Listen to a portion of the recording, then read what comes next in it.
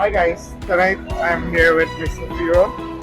And Mr. Firo, today being the last night of the Building Expo, how do you find the expo?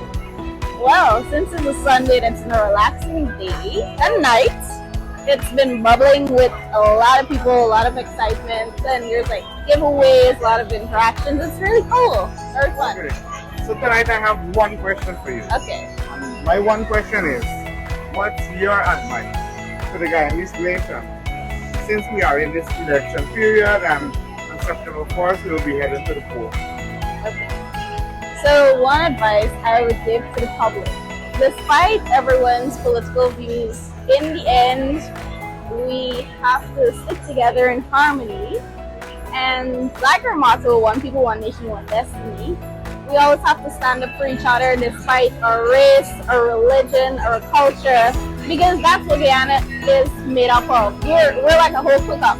We have different races, different people from different parts just come together in unity, and I want us to all remember that despite the outcome or the results of the elections, yes, we must always stick together.